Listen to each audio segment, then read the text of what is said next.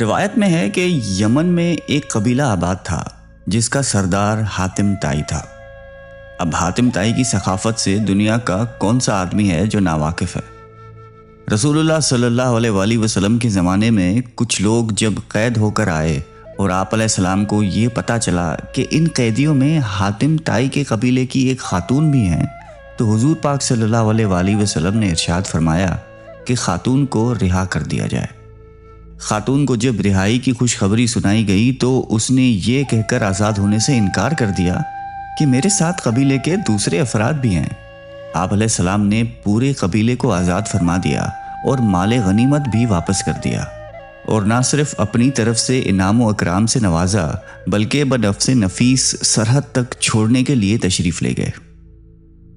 حاتم طائی کی سخاوت کے ضمن میں ایک قصہ بیان کیا جاتا ہے کہ روم کے بادشاہ کی دربار میں ایک دن حاتم طائی کی سخاوت کا تذکرہ تھا۔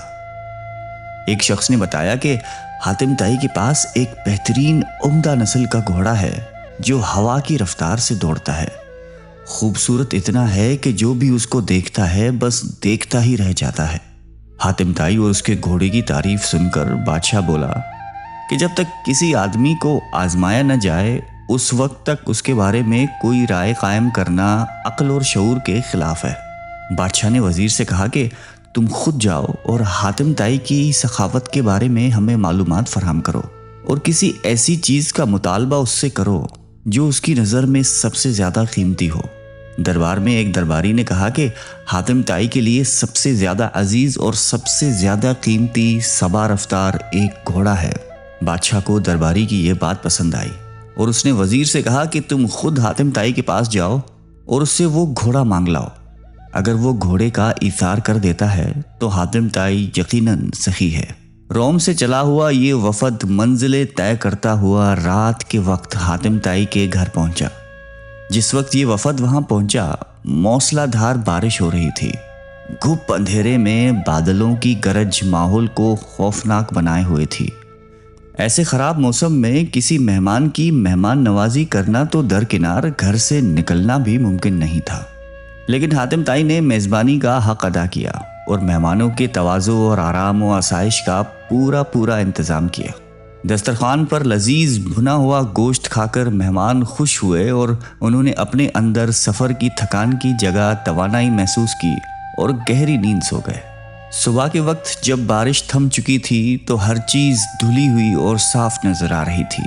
ناشتے کے دوران وزیر نے مہمان نوازی اور اظہار تشکر کے بعد اپنے آنے کا مقصد بیان کیا۔ کہا کہ ہمارے بادشاہ کو آپ کے گھوڑے کے بارے میں بہت کچھ بتایا گیا ہے۔ گھوڑے کی تعریف سن کر بادشاہ چاہتا ہے کہ آپ اپنا گھوڑا بادشاہ سلامت کی خدمت میں نظر کر دیں۔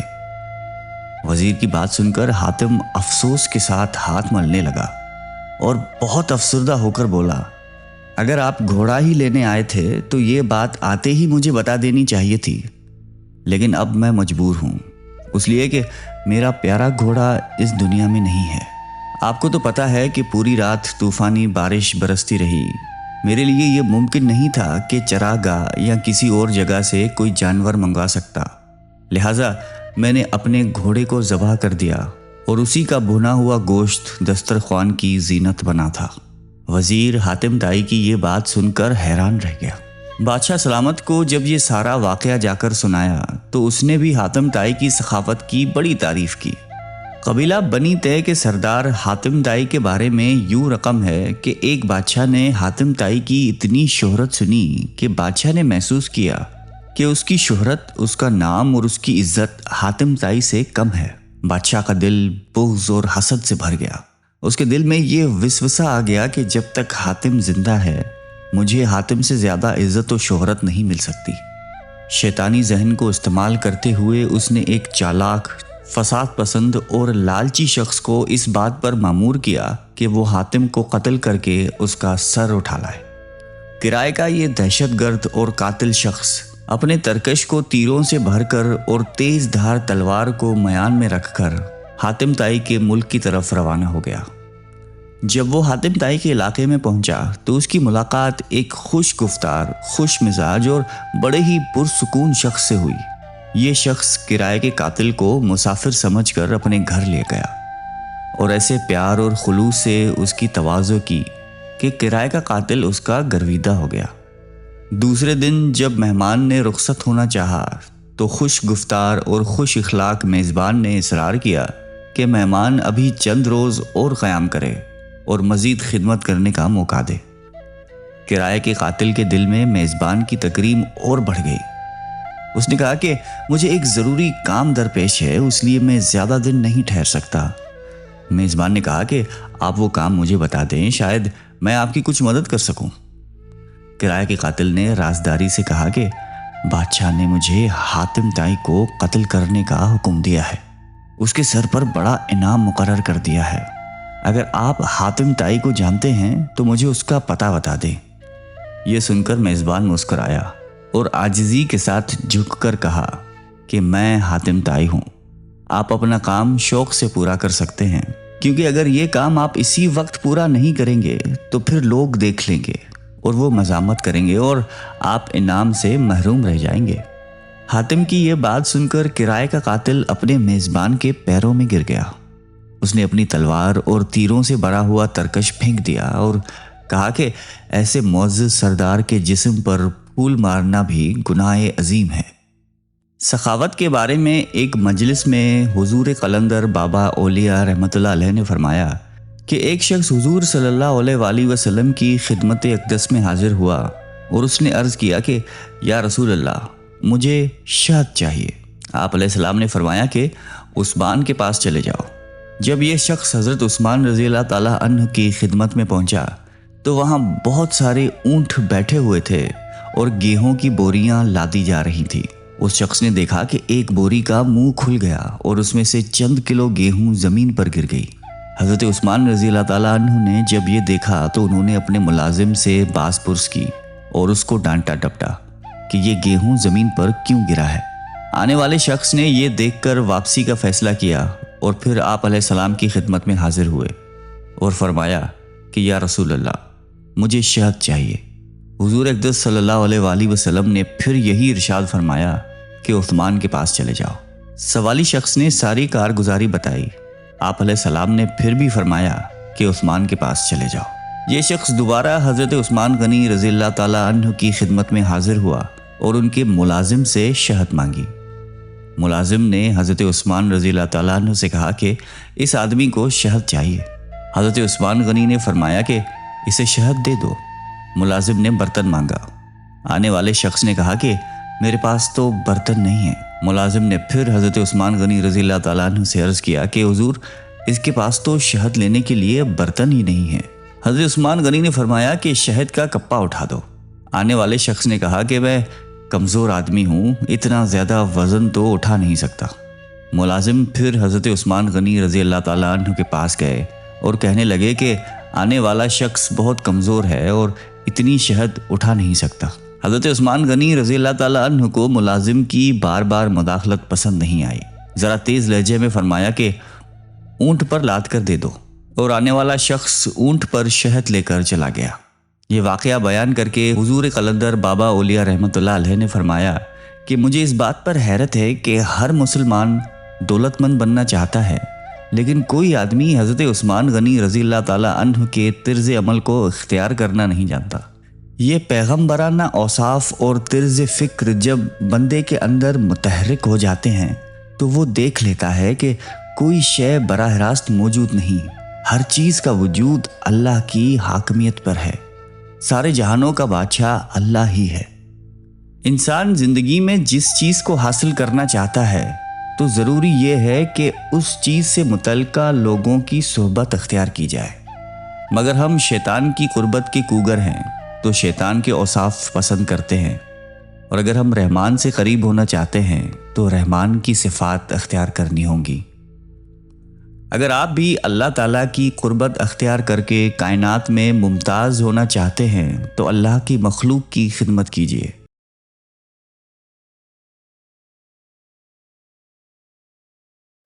وہم کا علاج تو حکیم لقمان کے پاس بھی نہیں۔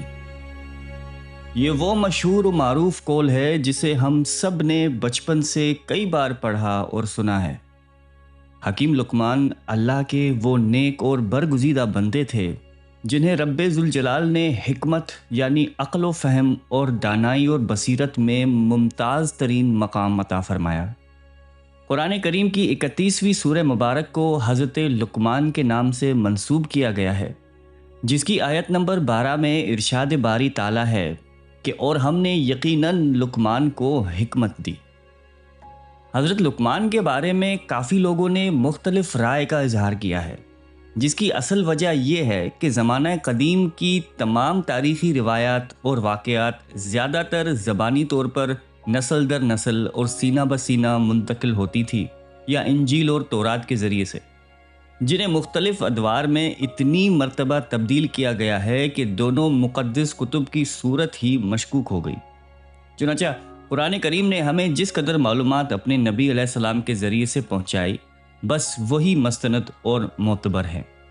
مولانا سید سلیمان ندوی رحمۃ اللہ علیہ اپنی کتاب ارض القرآن میں تحریر فرماتے ہیں کہ حضرت لقمان قوم عاد کی نسل سے تھے۔ جب قوم عاد پر اللہ کا عذاب نازل ہوا تو حضرت ہود علیہ السلام اپنے ساتھیوں کے ساتھ یمن منتقل ہو گئے تھے، انہی میں حضرت لقمان بھی شامل تھے۔ یمن میں ان لوگوں نے اپنی حکومت قائم کی تو حضرت لقمان کو وہاں کا بادشاہ مقرر کر دیا گیا۔ اکابر صحابہ رضی اللہ تعالیٰ عنہم اور تابعین رحمۃ اللہ علیہ کی رائے اس حوالے سے مختلف ہے۔ اس سلسلے میں حضرت ابن عباس، حضرت ابو ہریرہ، حضرت مجاہد رضی اللہ تعالیٰ عنہم اور دیگر اکابرین کا بیان ہے کہ لقمان ایک حبشی غلام تھے۔ تفسیر ابن کثیر کے مطابق حضرت لقمان سوڈان کے نوبی قبیلے کے ایک حبشی غلام تھے، لیکن بلا کے نیک، عابد، زاہد، صاحب حکمت اور دانا شخص تھے۔ عرب میں وہ ایک غلام کی حیثیت سے آئے تھے۔ ایک دفعہ کا ذکر ہے کہ حکیم لقمان ایک بڑی مجلس میں وعظ و نصیحت فرما رہے تھے کہ اچانک ایک اجنبی شخص مجلس میں داخل ہوا اور ان کے قریب جا کر فرمایا کہ کیا تم بنی حساس کے غلام نہیں ہو؟ آپ نے فرمایا کہ ہاں۔ اس نے پھر سوال کیا کہ کیا تم میرے ساتھ بکریاں نہیں چراتے تھے؟ حکیم لقمان نے اسے غور سے دیکھا اور پھر بول پڑے کہ ہاں یہ بھی درست ہے۔ پھر اس نے کہا کہ کیا تم حبشی نہیں ہو؟ حضرت لقمان کے چہرے پر مسکراہٹ آئی اور فرمایا کہ ہاں ایسا ہی ہے، مگر یہ بتاؤ کہ تم پوچھنا کیا چاہتے ہو؟ اس نے کہا کہ پھر کیا وجہ ہے کہ تمہاری مجلس میں اس قدر زیادہ تعداد میں لوگ آتے ہیں اور بڑے ذوق و شوق سے تمہاری باتیں سنتے ہیں؟ حضرت لقمان نے نہایتی محبت سے اس شخص سے فرمایا کہ برادر عزیز، جو باتیں میں کہتا ہوں ان پر تم بھی عمل کرنے لگو تو تم بھی میری طرح ہو جاؤ گے۔ آنکھوں سے حرام چیزیں نہ دیکھو، زبان بیہودہ باتوں سے روک لو، مال حلال کھایا کرو، اپنی شرمگاہ کی حفاظت کرو، زبان سے ہمیشہ سچ بات بولا کرو، وعدے پورے کیا کرو، مہمان کی عزت کرو، پڑوسی کا خیال رکھو، بیکار کاموں کو چھوڑ دو۔ بس یہی عادات ہیں جن کی وجہ سے مجھے بزرگی عطا فرمائی گئی ہے۔ بنی حساس مصر کا ایک شان و شوکت، رعب و دبدبے والا، خدا ترس اور توحید پرست قبیلہ تھا۔ حکیم لقمان قبیلے کے سردار کی بکریوں کے ریوڑ کے نگران تھے۔ ویسے تو یہ ایک ادنا سے غلام تھے، لیکن دنیا کے عقل مند اور دانا ترین لوگوں میں سے تھے۔ نہایتی پاک باز، شریف النفس، عقل و خرد، علم و دانش کے پیکر، فہم و فراست، ذہانت اور بردباری میں ان کا کوئی ثانی نہیں تھا۔ قناعت اور سنجیدگی، معاملہ فہمی کے ساتھ ساتھ بے حد صابر و شاکر، پورے قبیلے کے لیے باعث رحمت، مالکان کی منظور نظر اور حکمت و دانائی کا سرچشمہ تھے۔ حضرت سعید بن مسیب رحمۃ اللہ علیہ کے پاس ایک سیاہ فام شخص کوئی سوال پوچھنے آیا تو آپ نے فرمایا کہ پوچھو، کیا پوچھنا چاہتے ہو؟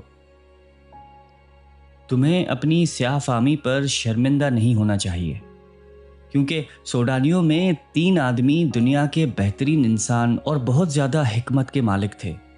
حضرت بلال حبشی رضی اللہ تعالیٰ عنہ، حضرت عمر فاروق رضی اللہ تعالیٰ عنہ کے غلام اور حکیم لقمان، یہ تینوں سیاہ فام اور چپٹی پھیلی ناک والے تھے۔ حضرت مولانا شبیر احمد عثمانی رحمۃ اللہ علیہ تحریر فرماتے ہیں کہ اکثر علماء کی رائے ہے کہ حضرت لقمان پیغمبر نہیں بلکہ ایک پاک باز متقی انسان تھے جنہیں اللہ تعالیٰ نے اعلیٰ درجے کی عقل و فہم اور دانائی عطا فرمائی تھی۔ ان کے علاقانہ نصیحتیں اور حکمت کی باتیں لوگوں میں مشہور چلی آتی ہیں۔ رب العزت نے ایک قصہ قرآن مجید میں بیان فرما کر ان کا مرتبہ اور زیادہ بڑھا دیا ہے۔ حضرت لقمان کہاں کے رہنے والے تھے اور کس زمانے میں پیدا ہوئے، اس کی پوری تصدیق نہیں ہو سکتی۔ اکثر کا قول ہے کہ وہ حبشی تھے اور حضرت داؤد علیہ السلام کے عہد میں پیدا ہوئے۔ ان کے بہت سے قصے اور اقوال تفاسیر میں نقل کیے گئے ہیں، واللہ عالم۔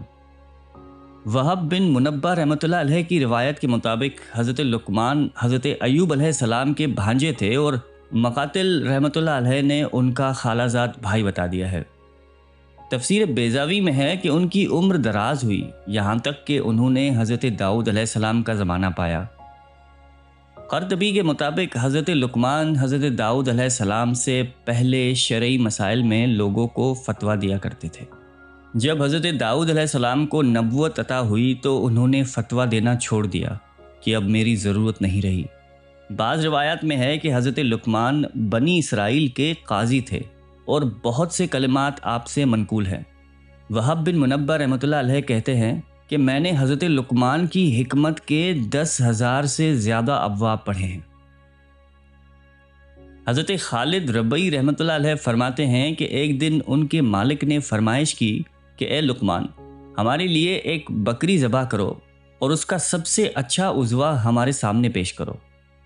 آپ نے بکری ذبح کی اور اس کا دل اور زبان نکال کر اپنے مالک کے سامنے پیش کرتے ہوئے کہا کہ یہ دونوں بکری کے سب سے اچھے اعضاء ہیں۔ ابھی چند دن ہی گزرے تھے کہ ان کے مالک نے پھر فرمائش کر دی کہ اے لقمان، ہمارے لیے ایک بکری ذبح کرو اور اس کا سب سے برا عضو لے کر آؤ۔ آپ نے بکری ذبح کی اور دل اور زبان نکال کر ان کی خدمت میں پیش کرتے ہوئے کہا کہ یہ سب سے برے اعضاء بھی ہیں۔ مالک کو بڑا تعجب ہوا اور کہنے لگا کہ اے لقمان، جب میں نے عمدہ اعضاء کی فرمائش کی تو تم دل اور زبان لے آئے، اور اب سب سے برے اعضاء کا کہا تو پھر بھی تم یہی دونوں چیزیں لے کے آئے ہو، یہ کیا بات ہوئی؟ آپ نے جواب دیا کہ اے میرے مہربان آقا، اگر یہ دونوں اعضاء درست ہیں تو ان سے زیادہ بہتر کوئی عضو نہیں، اور اگر یہ دونوں بگڑ جائیں تو ان سے برا کوئی عضو نہیں ہو سکتا۔ عرب کے لوگ حضرت لقمان کی شخصیت سے بخوبی واقف تھے۔ وہ نہ صرف انہیں ایک دانشور حکیم کے طور پہ جانتے تھے، بلکہ ان کے اقوال کو اپنے اشعار اور خطبات میں استعمال بھی کیا کرتے تھے۔ اہل عرب میں بعض پڑھے لکھے لوگوں کے پاس صحیفہ لقمان کے نام سے ان کی حکیمانہ اقوال کا ایک مجموعہ بھی ہوتا تھا۔ چنانچہ روایت میں آیا ہے کہ ہجرت سے 3 سال پہلے کا اولین شخص جو نبی اکرم صلی اللہ علیہ وآلہ وسلم سے متاثر ہوا وہ سوید بن سامت تھا۔ وہ حج کے لیے مکہ گیا۔ حضرت صلی اللہ علیہ وآلہ وسلم حاجیوں کے مختلف خیموں میں جا کر دین کی دعوت دے رہے تھے۔ سوید نے جب آپ علیہ السلام کی تقریر سنی تو بولا کہ آپ جو باتیں پیش کر رہے ہیں اس میں ایک چیز میرے پاس بھی ہے۔ آپ علیہ السلام نے پوچھا کہ وہ کیا ہے؟ اس نے کہا کہ مجلہ لقمان۔ آپ نے مجلے کا کچھ حصہ سنا، پھر فرمایا کہ یہ اچھا کلام ہے، لیکن میرے پاس اس سے بھی اچھا کلام ہے۔ اس کے بعد آپ علیہ السلام نے اسے قرآن سنایا اور اس نے اعتراف کیا کہ بلا شبہ یہ مجلہ لقمان سے بہتر ہے۔ مفسرین لکھتے ہیں کہ حضرت لقمان نے فرمایا، میں نے 4000 نبیوں کی خدمت میں حاضری دی اور ان پیغمبروں کے مقدس کلاموں میں سے 8 اہم باتوں کو چن کر یاد کر لیا۔ وہ 8 اہم باتیں یہ ہیں کہ جب نماز پڑھو تو دل کی حفاظت کرو، جب کھانا کھاؤ تو اپنے حلق کی حفاظت کرو، کسی غیر کے مکان میں رہو تو اپنی آنکھوں کی حفاظت کرو،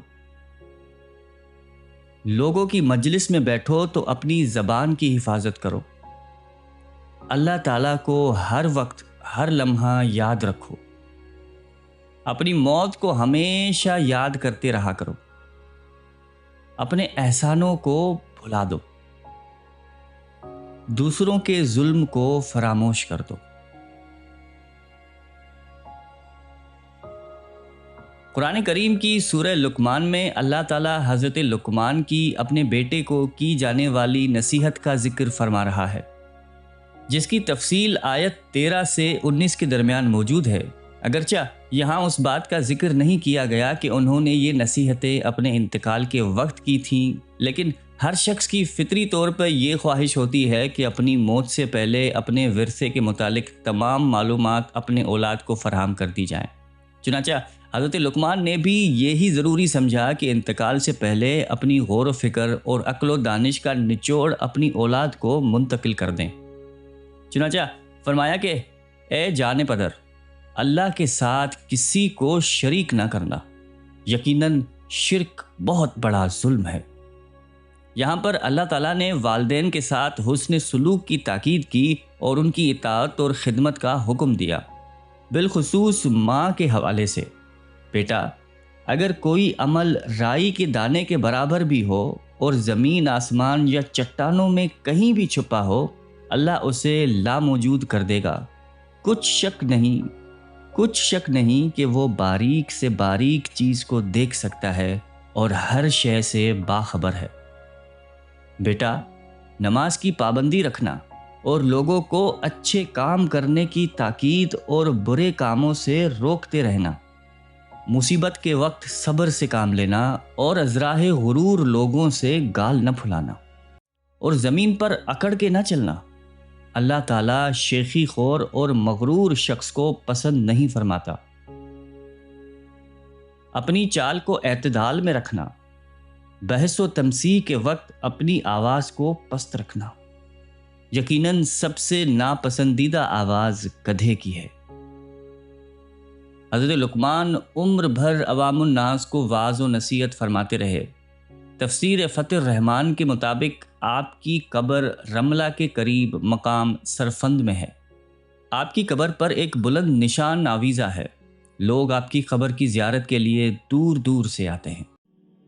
اللہ رب العزت نے انسان کی ہدایت اور رہنمائی کے لیے انبیاء کو بھیجا، جنہوں نے آ کر انسان کو حق کا راستہ دکھایا، اور جب انبیاء کا سلسلہ ختم ہو گیا تو انسان کی ہدایت اور رہنمائی کے سلسلے کو جاری و ساری رکھنے کے لیے اللہ تعالیٰ نے اولیاء کاملین کا انتخاب فرمایا، تاکہ ان کے ذریعے مخلوق کو اپنے خالق و مالک حقیقی سے روشناس کرایا جائے۔ حقیقت میں یہ لوگ عالم انسانیت کے لیے سرمایہ افتخار ہیں اور ہماری اندھیری زندگیوں میں روشنی کے مینار کا درجہ رکھتی ہیں۔ انہی بزرگان دین کی وجہ سے یہ دھرتی شاد و آباد ہے، اور انہی ہستیوں میں ایک ہستی حضرت جنید بغدادی رحمۃ اللہ علیہ کی ہے۔ آپ بغداد میں پیدا ہوئے اور یہیں عمر بھر قیام کیا، اس وجہ سے بغدادی کہلائے۔ تعلیم و تربیت آپ کے ماموں شیخ سری سقطی رحمۃ اللہ علیہ نے کی۔ شیخ سری سقطی رحمۃ اللہ علیہ چاہتے تھے کہ آپ سلوک کے منازل طے کرنے کے ساتھ ساتھ ایک زبردست عالم دین اور فقہ بھی بنے۔ چنانچہ 20 سال کی عمر میں حضرت جنید بغدادی رحمۃ اللہ علیہ ایک اچھے فقہ بنے اور فتوے بھی لکھنے لگے۔ علوم دین میں تکمیل پانے کے بعد آپ نے زہد و عبادت میں رغبت حاصل کی اور اس کے ساتھ دنیا کے کاروبار میں بھی مصروف رہے۔ شیشے کا کاروبار آپ نے ورثے میں پایا تھا، یہی کاروبار شروع کیا۔ آپ ریاضت اور مجاہدے کرتے اور ساتھ ہی دنیا کے کاموں میں بھی مصروف رہتے۔ آپ فرمایا کرتے کہ تصوف قرآن و سنت کا ترجمان ہے۔ جو شخص قرآن و حدیث و سنت سے واقف نہیں، وہ پیروی کے لائق نہیں۔ ایک وقت آیا کہ شیخ سری سقطی رحمۃ اللہ علیہ نے اپنی آرزو کو پورا ہوتے ہوئے اپنی آنکھوں سے دیکھ لیا۔ اللہ تعالیٰ نے حضرت جنید بغدادی رحمۃ اللہ علیہ کو روحانیت کے اتنے بڑے مرتبے پر پہنچا دیا کہ شیخ سری سقطی رحمۃ اللہ علیہ جیسے کامل ترین بزرگ بھی آپ سے رائے و مشورہ لینے لگے۔ آپ فرماتے ہیں کہ ایک بار میرے دل میں یہ خواہش پیدا ہوئی کہ میں ابلیس لعین کو دیکھوں۔ آپ فرماتے ہیں کہ ایک روز میں مسجد کے دروازے پہ کھڑا تھا کہ ایک بوڑھا آیا جو دور سے میری طرف دیکھ رہا تھا۔ جب میں نے اسے دیکھا تو اپنے دل میں وحشت کا اثر محسوس کیا۔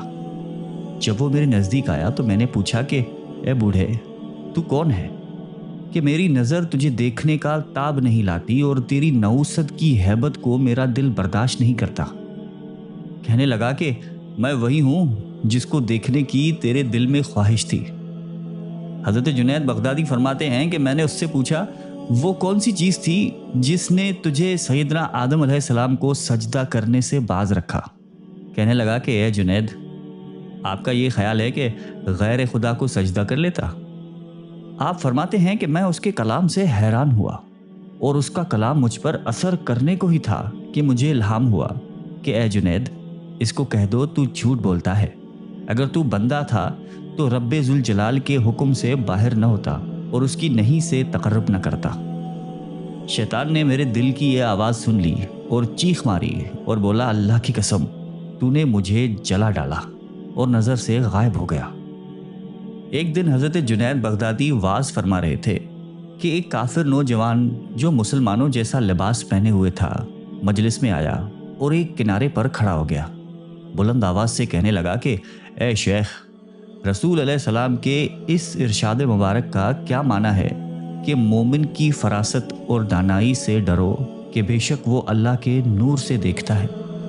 حضرت جنید بغدادی فرماتے ہیں کہ میں اس کا یہ سوال سن کر کچھ دیر کے لیے سر جھکا کر خاموش بیٹھ گیا۔ اس کے بعد سر اٹھا کر اس سے کہا کہ اے نوجوان، اسلام قبول کر لے، تیرے اسلام لانے کا وقت آ چکا ہے۔ حضرت سری سختی رحمۃ اللہ علیہ کے زمانہ حیات میں پیر بھائیوں نے حضرت جنید بغدادی سے کہا کہ ہمیں واز فرمائیں تاکہ ہمارے دل راحت و سکون پائیں۔ آپ نے صاف انکار کر دیا اور فرمایا کہ جب تک ہمارے شیخ جلوہ افروز ہیں میں کوئی بھی بات کہنے کا مجاز نہیں۔ ایک رات سو رہے تھے کہ نبی اکرم صلی اللہ علیہ وآلہ وسلم کا دیدار پاک نصیب ہوا۔ دیکھا کہ آپ علیہ السلام فرما رہے ہیں کہ جنید، لوگوں کو واز کیا کرو، اس لیے کہ تیرے بیان سے مخلوق کے دلوں کو راحت حاصل ہوگی اور تیرے بیان سے خداوند تعالیٰ ایک عالم کی نجات فرمائے گا۔ جب بیدار ہوئے تو دل میں خطرہ پیدا ہوا کہ میں اپنے مرشد کے درجے سے اتنا بلند ہو گیا ہوں کہ رسول کریم صلی اللہ علیہ وآلہ وسلم نے مجھے حکم دعوت فرمایا ہے۔ جب صبح ہوئی تو حضرت سری سقطی نے ایک مرید کو بھیجا کہ جب حضرت جنید بغدادی رحمۃ اللہ علیہ نماز سے سلام پھیریں تو ان سے کہنا مریدوں کی درخواست تم نے رد کر دی اور انہیں کچھ نہ سنایا، مشائخ بغداد نے سفارش کی، اسے بھی تم نے رد کر دیا، میں نے پیغام بھیجا پھر بھی واعظ نہیں کیا، اب جب کہ رسول کریم صلی اللہ علیہ وآلہ وسلم کا حکم مبارک تجھے ملا ہے تو لہٰذا اس حکم کی تکمیل کرو۔ حضرت جنید بغدادی نے یہ حکم سنتے ہی جواب میں عرض کیا کہ حضور، میرے ذہن میں فضیلت کا خیال سمایا تھا، وہ جاتا رہا ہے اور میں نے اچھی طرح سمجھ لیا ہے کہ حضرت سری سقطی میرے مرشد کامل میرے تمام حالات ظاہر اور باطن سے آگاہ ہیں، اور آپ کا درجہ ہر حال میں میرے درجے سے بلند ہے، اور آپ یقیناً میرے اسرار سے واقف ہیں، اور میں آپ کے منصب جلیل کی بلندی سے محض بے خبر ہوں اور اپنی اس غلطی سے استغفار کرتا ہوں جو میں نے اس خواب سے پہلے اپنے متعلق سوچا تھا۔ فرماتے ہیں کہ میں حضرت سری سقطی رحمۃ اللہ علیہ کی بارگاہ عالیہ میں حاضر ہوا اور آپ سے عرض کیا کہ آپ کیسے جانتے ہیں کہ میں نے رسول کریم صلی اللہ علیہ وآلہ وسلم کا خواب میں دیدار پاک کیا ہے؟ تو فرمایا کہ میں نے خواب میں رب کا دیدار پاک کیا، اور رب نے مجھے فرمایا کہ میں نے پیارے رسول صلی اللہ علیہ وآلہ وسلم سے فرمایا کہ جنید کو فرمائیں کہ واز کیا کریں تاکہ اہل بغداد کو فائدہ ہو اور ان کی مراد بر آئے۔ ایک مرتبہ مکتب سے واپسی پر دیکھا کہ آپ کے والد گرامی برسر راہ رو رہے ہیں۔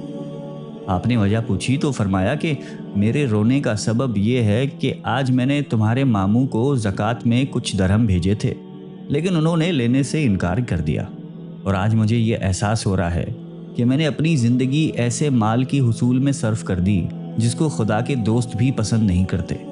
چنانچہ حضرت جنید بغدادی رحمۃ اللہ علیہ نے اپنے والد گرامی سے وہ درہم لیے اور اپنے ماموں کے یہاں پہنچے۔ وہاں جا کر آواز دی۔ جب اندر سے پوچھا گیا کہ کون ہے تو آپ نے عرض کیا کہ جنید، آپ کے لیے زکوٰۃ کی رقم لے کر آیا ہوں، لیکن انہوں نے پھر سے انکار کر دیا، جس پر حضرت جنید بغدادی نے کہا کہ قسم ہے اس ذات کی جس نے آپ کے اوپر فضل اور میرے والد گرامی کے ساتھ عدل کیا، اب آپ کو اختیار ہے کہ یہ رقم لیں یا نہ لیں، کیونکہ میرے والد گرامی کے لیے جو حکم تھا کہ حقدار کو زکوٰۃ پیش کرو، وہ انہوں نے پورا کر دیا۔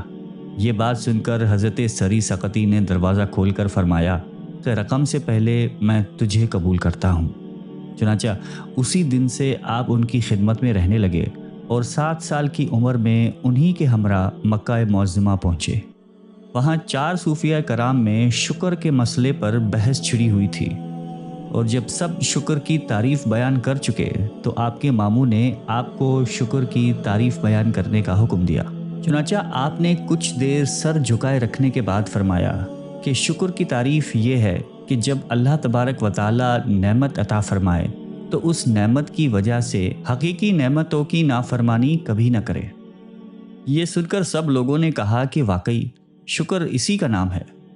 پھر آپ نے بغداد شریف واپس آ کر آئینہ سازی کی دکان قائم کر لی اور ایک پردہ ڈال کر 400 رکعت نماز ہر دن اسی دکان میں ادا کرتے تھے، اور کچھ عرصے کے بعد دکان کو خیر باد کہہ کر حضرت سری سقطی رحمۃ اللہ علیہ کے مکان کے ایک حجرے میں گوشہ نشین ہو گئے اور 30 سال تک عشاء کے وضو سے فجر کی نماز ادا کرتے رہے اور رات بھر عبادت میں مشغول رہتے تھے۔ آپ فرمایا کرتے تھے کہ اخلاص کی تعلیم میں نے حجام سے حاصل کی ہے، اور واقعہ اس طرح پیش آیا کہ مکہ معظمہ میں قیام کے دوران ایک حجام کسی دولت مند کی حجامت بنا رہا تھا، تو میں نے اس سے کہا کہ اللہ کے لیے میری حجامت بنا دو۔ اس نے فوراً اس دولت مند کی حجامت چھوڑ کر میرے بال کاٹنے شروع کر دیے، اور حجامت بنانے کے بعد ایک کاغذ کی پڑیا میرے ہاتھ میں دی جس میں کچھ ریزگاری لپٹی ہوئی تھی، اور مجھ سے کہا کہ آپ اس کو اپنے خرچ میں لائیں۔ وہ پڑیا لے کر میں نے نیت کر لی کہ اب پہلے مجھے جو کچھ دستیاب ہوگا وہ میں حجام کی نظر کروں گا۔ چنانچہ کچھ عرصے کے بعد ایک شخص نے بصرہ میں اشرفیوں سے لبریز تھیلی مجھ کو پیش کی۔ وہ لے کر جب حجام کے پاس پہنچا تو اس نے کہا کہ میں نے تو تمہاری خدمت صرف اللہ کے لیے کی تھی، اور تم مجھے تھیلی پیش کرنے آئے ہو؟ کیا تمہیں اس بات کا علم نہیں کہ اللہ کے واسطے کام کرنے والا کسی سے کوئی معاوضہ نہیں لیتا؟ کسی عورت نے اپنے گم شدہ لڑکے کے مل جانے کی دعا کے لیے آپ سے عرض کیا تو فرمایا کہ صبر سے کام لو۔ یہ سن کر وہ چلی گئی اور کچھ روز صبر کرنے کے بعد پھر خدمت میں حاضر ہوئی، لیکن پھر آپ نے صبر کی تلقین فرمائی اور وہ عورت واپس ہو گئی، اور جب طاقت صبر بالکل نہ رہی تو پھر حاضر ہو گئی اور عرض کیا کہ اب تاب صبر نہیں ہے۔ آپ نے فرمایا اگر تیرا قول صحیح ہے تو جا، تیرا بیٹا تجھے مل گیا۔ چنانچہ جب وہ گھر پہنچی تو بیٹا موجود تھا۔ کسی مرید کے دل میں یہ وسوسہ شیطانی پیدا ہو گیا کہ اب میں کامل بزرگ بن گیا ہوں اور مجھے صحبت مرشد کی حاجت نہیں ہے، اور اس خیال کے تحت جب وہ گوشہ نشین ہو گیا تو رات کو خوابوں میں دیکھا کرتا کہ ملائک اونٹ پر سوار کر کے جنت میں سیر کرانے لے جاتے ہیں، اور جب یہ بات شہرت کو پہنچ گئی تو ایک دن آپ بھی اس کے پاس پہنچ گئے اور فرمایا کہ آج رات کو جب تم جنت میں پہنچو تو لا حول ولا قوت الا باللہ العلی العظیم پڑھنا۔ چنانچہ اس نے جب آپ کے حکم کی تعمیل کی تو دیکھا کہ شیاطین تو فرار ہو گئے اور ان کی جگہ مردوں کی ہڈیاں پڑی ہیں۔ یہ دیکھ کر وہ تائب ہو گیا اور آپ کی صحبت اختیار کر کے یہ طے کر لیا کہ مرید کے لیے گوشہ نشینی سمے قاتل ہے۔ ایک مرید سے باادب ہونے کی وجہ سے آپ کو بہت انس تھا، جس کی وجہ سے دوسرے مریدین کو رشک پیدا ہو گیا۔ چنانچہ آپ نے ہر مرید کو ایک مرغ اور ایک چاقو دے کر یہ حکم فرمایا کہ ایسی جگہ جا کر ذبح کرو کہ کوئی دیکھ نہ سکے۔ کچھ وقفے کے بعد تمام مریدین تو ذبح شدہ مرغی لے کر حاضر ہو گئے، لیکن وہ مرید زندہ مرغی لے کر آیا اور عرض کیا کہ مجھے کوئی ایسی جگہ نہیں ملی جہاں اللہ موجود نہ ہو۔ یہ کیفیت دیکھ کر تمام مریدین اپنے رشک سے تائب ہو گئے۔ ایک دفعہ فرمایا کہ خطرے کی 4 قسمیں ہیں۔ پہلا خطرہ حق، جس سے معرفت حاصل ہوتی ہے۔ دوسرا خطرہ ملائک، جس سے عبادت کی رغبت پیدا ہوتی ہے۔ تیسرا خطرہ نفس، جس سے دنیا میں مبتلا ہو جاتا ہے، اور چوتھا ہے خطرہ ابلیس، جس سے بغض و عناد جنم لیتی ہے۔ فرمایا کہ 4000 خدا رسیدہ بندوں کا یہ قول ہے کہ عبادت الہی اس طرح کرنی چاہیے کہ اللہ کے سوا کسی کا خیال تک نہ آئے۔ فرمایا کہ تصوف کا مطلب اندر کی پاکیزگی ہے، اس لیے برگزیدہ ہستی ہی کو صوفی کہا جاتا ہے، اور صوفی وہ ہے جو حضرت ابراہیم سے خلیل ہونے کا درس لے، حضرت اسماعیل سے تسلیم رضا کا درس لے، حضرت داؤد سے غم کا درس لے، حضرت ایوب سے صبر کا درس لے، اور حضرت موسیٰ سے شوق کا درس لے، اور حضور اکرم صلی اللہ علیہ وآلہ وسلم سے اخلاص کا درس حاصل کرے۔ فرمایا کہ اللہ کے علاوہ ہر شے کو چھوڑ کر خود کو فنا کرنے کا نام تصوف ہے، اور آپ کے ایک ارادت مند کا قول ہے کہ صوفی اس کو کہتے ہیں جو اپنے تمام اوصاف کو ختم کر کے اللہ کو پائے۔ فرمایا کہ عارف سے تمام حجابات ختم کر دیے جاتے ہیں اور عارف رموز خداوندی سے آگاہ ہو جاتا ہے۔ فرمایا کہ اخلاص کی تعریف یہ ہے کہ اپنے بہترین اعمال کو قابل قبول تصور نہ کرتے ہوئے نفس کو فنا کر ڈالے، اور شفقت کا مفہوم یہ ہے کہ اپنی پسندیدہ شے دوسرے کے حوالے کر کے احسان نہ جتائے۔ فرمایا کہ جو درویش اللہ کی رضا پر راضی ہے وہ سب سے برتر ہے، اور ایسے لوگوں کی صحبت اختیار کرنی چاہیے جو احسان کر کے بھول جاتے ہیں اور تمام لغزشوں کو نظر انداز کرتے ہیں۔ فرمایا کہ بندہ وہی ہے جو اللہ کے سوا کسی کی پرستش نہ کرے۔ پھر فرمایا کہ مرید وہ ہے جو اپنے علم کا نگران رہے، اور مراد وہ ہے جس کو اللہ تعالیٰ کی مدد حاصل ہو، کیونکہ مرید تو دوڑنے والا ہوتا ہے، اور دوڑنے والا کبھی اڑنے والے کا مقابلہ نہیں کر سکتا۔ فرمایا کہ ترک دنیا سے آخرت مل جاتی ہے۔ پھر فرمایا کہ تواضع نام ہے سر جھکا کر رکھنے کا اور زمین پر سونے کا۔ فرمایا کہ حجابات کی 6 قسمیں ہیں، 3 عام بندوں کے لیے، پہلی نفس، دوسری مخلوق اور تیسری دنیا، اور 3 خاص بندوں کے لیے، پہلی عبادت، دوسرا اجر اور تیسری کرامات پر اظہار۔ فرمایا کہ حلال سے حرام کی جانب متوجہ ہونا اہل دنیا کی لغزش ہے، اور فنا سے بقا کی طرف رجوع کرنا پرہیزگار کی لغزش ہے۔ فرمایا کہ قلب مومن دن میں 70 مرتبہ گردش کرتا ہے، لیکن قلب کافر 70 برس میں 1 مرتبہ بھی گردش نہیں کرتا۔ آپ اپنی مناجات اس طرح شروع کرتے ہیں کہ اے اللہ، روز محشر مجھے اندھا کر کے اٹھانا، اس لیے کہ جس کو تیرا دیدار نصیب نہ ہو اس کا نابینا رہنا اس لیے اولا ہے کہ وہ کسی دوسری شے کو بھی نہ دیکھ سکے۔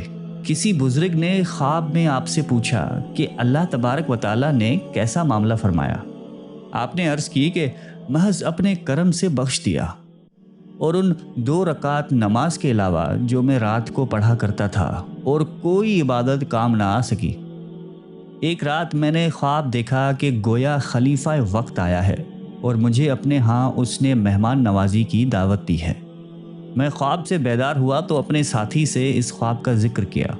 ساتھی نے کہا کہ دیکھتے ہیں کہ تمہارے اس خواب کی کیا تعبیر نکلتی ہے۔ پھر جب صبح ہوئی تو اچانک کسی نے دروازے پہ دستک دی۔ میں نے اٹھ کر دروازہ کھولا تو حضرت جنید کو کھڑے پایا۔ ہم نے آپ کا استقبال کیا، آپ نے ہمیں سلام کیا اور گھر میں تشریف فرما ہو گئے۔ مختلف موضوعات پر گفتگو اور علمی تذکرے کے بعد جب آپ نے مجھے اپنے گھر دعوت پر آنے کا فرمایا تو میں نے اپنے ساتھی کو دیکھ کر مسکرایا۔ حضرت جنید نے فرمایا کہ کیوں مسکرا رہے ہو؟ میں نے اپنا خواب بیان کر دیا۔ آپ نے بھی فرمایا کہ گزشتہ رات میں نے بھی خواب دیکھا اور حضور اکرم صلی اللہ علیہ وآلہ وسلم کی زیارت سے مستفید ہوا۔ حضرت ابو بکر صدیق آپ کے دائیں، حضرت عمر فاروق آپ کے بائیں، اور حضرت علی مرتضیٰ آپ کے سامنے حاضر تھے۔ میں بھی حضور کے سامنے بیٹھ گیا۔ اتنے میں 2 آدمی اور بھی نظر آئے جو حضور کے سامنے بیٹھے ہوئے تھے۔ ان میں سے ایک نے دوسرے کے خلاف اپنے حق میں مطالبے کا دعویٰ کیا تو حضور نے میری طرف نظر فرمائی اور ارشاد فرمایا کہ اے ابو قاسم، ان دونوں میں فیصلہ کرو۔ میں آپ کی عظمت اور صحابہ کرام کی حشمت کے پیش نظر خاموش رہا۔ آپ نے دوسری تیسری بار وہی ارشاد فرمایا۔ میں ہر بار آپ کی ہیبت، بزرگی اور جلالت کی شان کی وجہ سے خاموش ہی رہا۔ پھر آپ نے چوتھی دفعہ مجھے فرمایا، ان کے درمیان فیصلہ کرو۔ میں نے تمہیں لوگوں کے لیے حاکم و قاضی کا منصب عطا فرما دیا ہے۔ میں نے یہ سب کچھ دیکھا، پھر خواب سے بیدار ہو گیا۔ میں سخت خوف زدہ تھا اور تمہارے پاس اس لیے آ گیا کہ خوف جاتا رہے और कुछ इत्मीनान हो जाए। हज़रत जुनैद रहमतुल्लाह अलैह के एक शागिर्द से रिवायत है कि हज़रत जुनैद रहमतुल्लाह अलैह के सिवा हमें किसी दूसरे ऐसे शख्स का इल्म नहीं जिसकी ज़ात में इल्म और तजर्बा दोनों जमा हो गए हों। बहुत से शयूख के अंदर इल्म है लेकिन तजर्बा नहीं है। कुछ दूसरे ऐसे हैं कि जिनके पास तजर्बा ही तजर्बा है, इल्म की बहुत कमी है। हज़रत जुनैद के पास तजर्बा भी भरपूर है और इल्म भी बहुत वसी और गहरा है।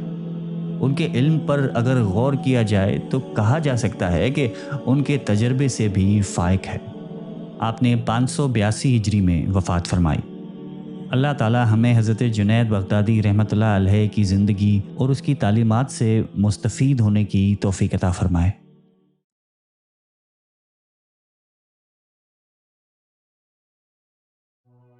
हज़रत बायज़ीद बस्तामी रहमतुल्लाह अलैह का ताल्लुक़ ईरान के शहर बस्ताम से था।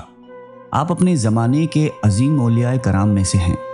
अल्लाह ताला ने आपको जिन खूबियों से नवाजा था वो कम ही किसी को नसीब होती हैं। हज़रत जुनैद बगदादी रहमतुल्लाह अलैह जैसे अजीम बुज़ुर्ग भी सुल्तान आरिफीन ख्वाजा बायज़ीद बस्तामी रहमतुल्लाह अलैह के बारे में फरमाते हैं कि आपका औलिया में मकाम ऐसे है जैसे मलाइकों में हज़रत जिब्रील अलैहिस्सलाम का। बचपन में जब आप मकतब में ज़ेरे तालीम थे तो सूरह लुक़मान की इस आयत पर पहुंचकर आप रुक गए, अनिश्कुर ली व लिवालिदैक, यानी मेरा और अपने माँ बाप का शुक्र अदा करो। उठ खड़े हुए और उस्ताद ग्रामी से इजाज़त लेकर घर आ गए और वालदा माजिदा से अर्ज़ किया कि अल्लाह ताला फरमाता है कि शुक्र करो मेरा और अपने वालदैन का, लेकिन मेरे लिए दोनों घरों से निभाह करना मुश्किल है, लिहाजा या तो आप मुझे खुदा ताला से मांग लें ताकि मैं आप ही का हो रहूं, या फिर मुझे खुदा ताला ही को सौंप दीजिए कि मैं उसी का हो रहूं। आपकी वालदा माजिदा ने फरमाया कि मैंने तुझे अपना हक बख्श दिया और राह हक में छोड़ दिया।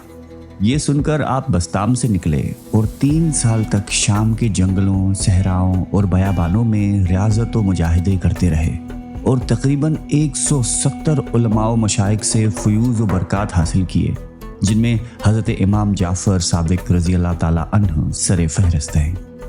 हज़रत बायज़ीद बस्तामी रहमतुल्लाह अलैह फरमाते हैं कि जिस काम को मैं मौखर समझता रहा वो सबसे मुक़द्दम निकला और वो मेरी वालदा माजिदा की रज़ा थी।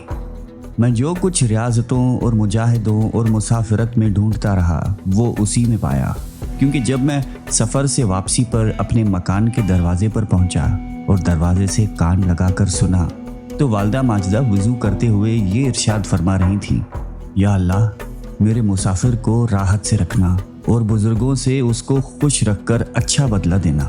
ये सुनकर मैं ज़ारो कतार रोता रहा, आंसुओं से मुंह धोता रहा। फिर दरवाजे पर दस्तक की तो वालदा माजिदा ने पूछा, कौन है? मैंने अर्ज़ किया कि आपका मुसाफिर। उन्होंने दरवाज़ा खोलकर शरफ़ मुलाकात बख्शा और फरमाया, तुमने इस कदर तवील सफ़र इख्तियार किया कि रोते रोते मेरी बसारत ख़त्म हो गई और तेरे गम से कमर झुक गई। एक रात आपकी वालदा माजिदा ने पानी तलब किया। आप पानी लेने गए तो देखा कि घड़े में पानी नहीं था। चुनाचा पानी लेने के लिए नदी पर गए और जब वापस आए तो वालदा साहिबा सो चुकी थी। शदीद सर्दी का मौसम था। आप पानी का कूज़ा हाथ में उठाए खड़े रहे। जब वालदा माजिदा की आंख खुली तो पानी पिया और आपको दुआओं से नवाजा और फरमाया कि कूज़ा नीचे क्यों नहीं रख दिया। अर्ज़ किया कि मैं डरता रहा कि आप बेदार होकर पानी तलब फरमाएं और शायद मैं उस वक्त हाजिर न हूँ। ख्वाजा बायज़ीद बस्तामी रहमतुल्लाह अलैह फरमाते हैं कि इस तरह एक और मौके पर वालदा मोहतरमा ने फरमाया कि आधा दरवाज़ा बंद कर दो। मैं सुबह तक यही सोचता रहा कि कौन सा आधा बंद करूं, दाईं तरफ का या बाईं तरफ का, ताकि वालदा साहिबा के हुक्म की खिलाफ वर्जी ना हो। हज़रत बायज़ीद बस्तामी रहमतुल्लाह अलैह जब नमाज पढ़ते तो अल्लाह ताला के खौफ और शरीयत मुतहरा की ताज़ीम के सबब आपके सीने की हड्डियों से चरचराहट की आवाज़ निकलती जो लोगों को सुनाई देती थी। एक रोज़ आप एक इमाम के पीछे नमाज पढ़ रहे थे। जब नमाज से फारिग हुए तो इमाम साहब ने आपसे पूछा कि ए शेख, आप कोई काम नहीं करते और ना ही किसी के मामले में दखल देते हैं, आप खाते कहाँ से हैं? आपने फरमाया कि ठहरो, मैं नमाज दोबारा अदा कर लूँ। کیونکہ جو شخص اپنی روزی دینے والے کو نہیں جانتا اس کے پیچھے نماز جائز نہیں ہے۔ ایک مرتبہ حضرت بایزید بستامی رحمۃ اللہ علیہ حج پر روانہ ہوئے اور چند منزلیں طے کرنے کے بعد واپس آ گئے۔ جب لوگوں نے وجہ پوچھی تو فرمایا کہ راستے میں مجھے ایک حبشی مل گیا اور اس نے مجھے اسرار کے ساتھ کہا کہ خدا کو بستام میں چھوڑ کر کہاں جا رہے ہو؟ چنانچہ میں واپس آ گیا۔ مقتول ہے کہ حضرت بایزید بستامی رحمۃ اللہ علیہ ریاضت میں اس درجے غرق رہتے تھے کہ ایک ارادت مند جو 30 سال سے آپ کا خادم بنا ہوا تھا، جب بھی وہ سامنے آتا تو آپ پوچھتے کہ تیرا نام کیا ہے؟ ایک مرتبہ اس نے عرض کی کہ آپ میرے ساتھ مذاق کرتے ہیں کہ جب بھی میں آپ کے سامنے آتا ہوں آپ نام پوچھتے ہیں۔ آپ رحمۃ اللہ علیہ نے فرمایا کہ مذاق نہیں کرتا، بلکہ میرے قلب و روح میں اس طرح اللہ کا نام جاری و ساری ہے کہ اس نام کے سوا مجھے کسی کا نام یاد نہیں رہتا۔ آپ رحمۃ اللہ علیہ فرماتے ہیں کہ عام مسلمانوں کے مقام کی انتہا اولیاء اللہ کے مقام کی ابتدا ہے، اور اولیاء کے مقام کی انتہا شہداء کے مقام کی ابتدا ہے، اور شہداء کے مقام کی انتہا صدیقوں کے مقام کی ابتدا ہے، اور صدیقوں کے مقام کی انتہا نبیوں کے مقام کی ابتدا ہے، اور نبیوں کے مقام کی انتہا رسولوں کے مقام کی ابتدا ہے، اور رسولوں کے مقام کی انتہا حضور سید عالم صلی اللہ علیہ وآلہ وسلم کے مقام کی ابتدا ہے، اور حضور سید صلی اللہ علیہ وآلہ وسلم کے مقام کی انتہا کسی کو بھی نہیں معلوم، صرف اللہ ہی آپ علیہ السلام کے مقام و مرتبے کو جانتا ہے۔ حضرت ذوالنون مصری رحمۃ اللہ علیہ نے آپ کے پاس پیغام بھیجا کہ اے بایزید، رات کو جنگل میں آرام و سکون سے سوتے ہو، قافلہ تو چلا گیا۔ آپ نے جواب میں ارشاد فرمایا کہ کامل تو وہ ہے جو رات کو سو جائے اور صبح کو قافلہ اترنے سے پہلے منزل پر پہنچ جائے۔ حضرت ذوالنون یہ سن کر رو پڑے اور کہا کہ بایزید تمہیں مبارک ہو، میں اس مرتبے کو نہیں پہنچا۔ ایک شب حضرت بایزید بستامی رحمۃ اللہ علیہ کو عبادت میں لذت محسوس نہیں ہوئی تو خادم سے فرمایا کہ دیکھو گھر میں کوئی چیز موجود ہے کیا؟ چنانچہ انگور کا ایک خوشہ نکلا تو آپ رحمۃ اللہ علیہ نے فرمایا کہ کسی کو دے دو۔ اس کے بعد آپ رحمۃ اللہ علیہ کے اوپر انوار کی بارش ہونے لگی اور ذکر و ریاضت میں لذت محسوس ہونے لگی۔ ایک مرتبہ ایک شخص حضرت بایزید بستامی رحمۃ اللہ علیہ کی زیارت کو آیا اور جب واپس جانے لگا تو کہنے لگا کہ میں نے آپ کی کوئی کرامت نہیں دیکھی۔ حضرت بایزید رحمۃ اللہ علیہ نے فرمایا کہ تم نے اپنے قیام کے دوران میرا کوئی عمل خلاف سنت دکھا؟ تو اس شخص نے نفی میں جواب دیا۔ پھر آپ رحمۃ اللہ علیہ نے فرمایا کہ اس سے بڑھ کر اور کیا کرامت چاہتے ہو؟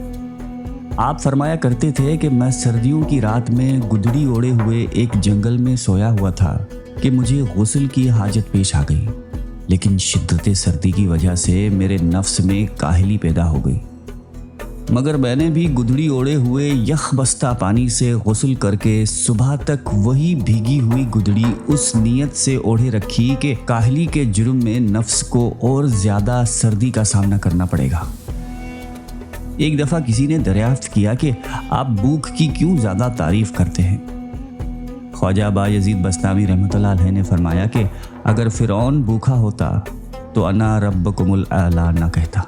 کسی نے ایک ایسے شخص کو مرنے کے بعد دیکھا جو اعمال صالحہ سے بہت دور تھا اور پوچھا کہ تیرا کیا حال ہے؟ تو اس نے کہا کہ اگرچہ میں بہت گناہ گار انسان تھا مگر اللہ تعالیٰ نے مجھے بخش دیا۔ پوچھا گیا کہ کس وجہ سے بخشش ہوئی؟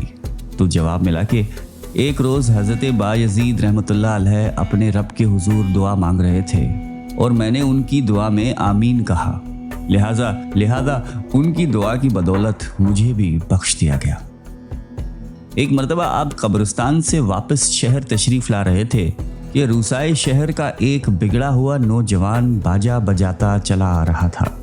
آپ نے اسے دیکھ کر لا حول ولا قوت الا باللہ العلی العظیم پڑھا۔ اس رئیس زادے نے اپنا باجا آپ کے سر اقدس پر اس زور سے مارا کہ باجا ٹوٹ گیا اور آپ کا سر مبارک بھی پھٹ گیا۔ دوسرے دن صبح کے وقت آپ نے باجے کی قیمت اور ایک حلوے کی پلیٹ اپنے ایک خاص مرید کے ہاتھ اس نوجوان کے پاس بھیجی اور معذرت کی کہ کل باجے کے ٹوٹنے سے اس کا نقصان ہو گیا ہے۔ लिहाजा उस कीमत से नया बाजा खरीद लो और हलवा खाकर कल के गम और गुस्से को फरामोश कर दो। उस नौजवान ने जब ये मामला देखा तो ज़ारो कतार रोता हुआ आपके कदमों से लिपट गया, मौज़रत चाही, तौबा की और फिर शर्फ़े बैत से मुशर्रफ हो गया। उसके तमाम साथी भी बैत होकर सिरात मुस्तकीम पर गामजन हो गए। एक मर्तबा किसी ने आपसे दरियाफ्त किया कि आपका पीर कौन है। आपने फरमाया कि एक बूढ़ी औरत। उस शख्स ने पूछा कि वो कैसे? फरमाया कि एक मर्तबा मैंने गलबाए शौक में जंगल की राह ली, वहाँ एक बुढ़िया को बोझ उठाए हुए देखा। ये बोझ मुझसे बहुत भारी है, ज़रा इसे उठाना। उस वक्त मेरी हालत ये थी कि मैं अपने वजूद का बोझ उठाने से कासिर था, उस बुढ़िया का बोझ कैसे तो उठाता। मैंने एक शेर की जानिब इशारा किया, वो करीब आया तो मैंने बुढ़िया का बोझ उस शेर के पुश्त पर रख दिया और बुढ़िया से कहा कि अब तू शहर जाकर क्या बताएगी लोगों को। उस बुढ़िया ने कहा कि मैं कहूँगी कि आज एक जालिम को देखा है मैंने। आपने पूछा कि वो कैसे? बुढ़िया ने मुझसे सवाल किया कि शेर मुकल्लिफ है या गैर मुकल्लिफ। मैंने कहा कि गैर मुकल्लिफ। बुढ़िया ने कहा कि जिसको खुदा तकलीफ न दे और उसको तू तकलीफ दे तो तू जालिम है कि नहीं। मैंने कहा कि जालिम। उस पर बुढ़िया ने कहा कि फिर भी तू चाहता है कि शहर के लोग ये जान लें कि शेर तेरे ताबे है और तू बड़ा साहिब करामत है। फरमाया कि ये सुनकर मैंने तौबा कर ली। हज़रत बायज़ीद बस्तामी रहमतुल्लाह अलैह अपनी ज़िंदगी का एक बहुत अनोखा वाक़या बयान करते हैं कि मैं एक मर्तबा सफ़र कर रहा था कि मुझे एक निदा सुनाई दी, ए बायज़ीद, देर समान की तरफ चले जाओ और यहूदियों के साथ उनके ख़ास त्यौहार में शामिल हो जाओ। मैंने औज़ बिल्लाह पढ़ी कि शायद ये मेरा वसवसा है। जब रात हुई तो ख्वाब में वही आवाज़ सुनी। जब बेदार हुआ तो सोचने लगा कि इस हुक्म की फरमान बरदारी करूं या ना करूं। तो मेरे बातिन से ये निदा आई कि डरो मत। हज़रत बायज़ीद बस्तामी रहमतुल्लाह अलैह फरमाते हैं कि सुबह सवेरे मैं देर समान पहुंचकर यहूदियों की मजलिस में बैठ गया तो क्या देखता हूं कि उनका सबसे बड़ा राहिब आया और मिंबर पर बैठा ही था कि कुछ बयान करे, लेकिन उसकी ज़बान खुल न पाई। मजमे में शोर हुआ कि हज़रत बोलते क्यों नहीं। एक आलिम ने कहा कि हम में कोई मोहम्मदी आ गया है। मजमे से आवाज़ आई कि उसे खड़ा करो, हम उसे कत्ल करेंगे। उस राहिब ने कहा कि हम उसे बग़ैर दलील के कत्ल नहीं करेंगे। मैं इम्तिहान के तौर पर उससे चंद मसाइल पूछ लेता हूँ, अगर उसने सबके सही जवाबात दिए तो हम उसको छोड़ देंगे, वरना उसको कत्ल कर देंगे, क्योंकि इम्तिहान मर्द की इज्जत होती है या ज़िल्लत।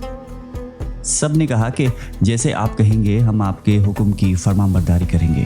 तो वो बड़ा राहिब मिंबर पर खड़ा हुआ और पुकारने लगा कि ए मोहम्मदी नौजवान, तुझे मोहम्मद सल्लल्लाहु अलैहि वसल्लम की कसम, खड़ा हो जा ताकि सब लोग आपको देख सकें। तो हज़रत बायज़ीद बस्तामी रहमतुल्लाह अलैह खड़े हो गए। उस वक्त आप अलैह रहमा की ज़बान पर अल्लाह ताला की तक़दीस और हम्द के कलमात जारी थे। यहूदी ने कहा कि मैं जो सवाल करूँगा क्या तू उसका जवाब देगा? बायज़ीद रहमतुल्लाह अलैह ने कहा कि हाँ, जवाब दूंगा, और बदले में सिर्फ एक सवाल करूँगा, क्या तुम जवाब दोगे? यहूदी आलिम ने कहा कि हाँ, मैं भी जवाब दूंगा। सवालात और जवाबात का सिलसिला कुछ इस तरह से था। यहूदी आलिम ने पूछा कि एक बताओ जिसका दूसरा नहीं। आपने फरमाया कि अल्लाह एक है, उसका दूसरा नहीं। पूछा कि दो बताओ जिसका तीसरा न हो। फरमाया कि दिन और रात, उसका तीसरा नहीं। पूछा गया कि तीन ऐसे बताओ जिसका चौथा नहीं। फरमाया कि लौह कलम कुर्सी तीन हैं, इनका चौथा नहीं। यहूदी आलिम ने पूछा कि चार बताओ जिनका पांचवा न हो। आप अलैहिस्सलाम ने फरमाया कि तौरात, ज़बूर, इंजील और कुरान, ये चार हैं, उनका पांचवा नहीं है। यहूदी आलिम ने पूछा कि पांच बताओ जिसका छठा नहीं है। आपने फरमाया कि अल्लाह ने अपने बंदों पर 5 नमाजें फ़र्ज की हैं, 6 नहीं। आलिम ने पूछा कि 6 बताओ जिनका 7वां नहीं। आपने फरमाया कि 6 दिन में ज़मीन व आसमान बनाए हैं, 7 दिन में नहीं। यहूदी आलिम ने पूछा कि 7 बताओ जिनका 8वां नहीं। حضرت بایزید بستامی رحمتہ اللہ علیہ نے فرمایا کہ میرا رب کہتا ہے کہ میں نے 7 آسمان بنائے ہیں، اس کا 8واں نہیں ہے۔ پوچھا گیا کہ 8 بتاؤ جس کا 9واں نہ ہو۔ آپ نے فرمایا کہ میرے رب کے عرش کو 8 فرشتوں نے اٹھایا ہوا ہے، 9 نے نہیں۔ یہودی عالم نے پوچھا کہ وہ 9 بتاؤ جن کا 10 نہیں۔ آپ علیہ السلام نے فرمایا کہ حضرت صالح علیہ السلام کی قوم میں 9 بڑے بدماش تھے، ان میں 10واں نہیں تھا۔ یہودی عالم نے پوچھا کہ وہ 10 بتاؤ جس کا 11واں نہیں۔ آپ رحمۃ اللہ علیہ نے فرمایا کہ حج میں کوئی غلطی ہو جائے تو اللہ نے ہمیں 7 روزے وہاں رکھنے اور 3 گھر پہ رکھنے کو کہا ہے، یہ 10 ہیں، 11 نہیں۔ یہودی عالم نے پوچھا کہ وہ 11 بتاؤ جن کا 12 نہیں۔ آپ نے فرمایا کہ حضرت یوسف علیہ السلام کے 11 بھائی تھے، 12 نہیں۔ پوچھا گیا کہ وہ 12 بتاؤ جن کا 13 نہیں۔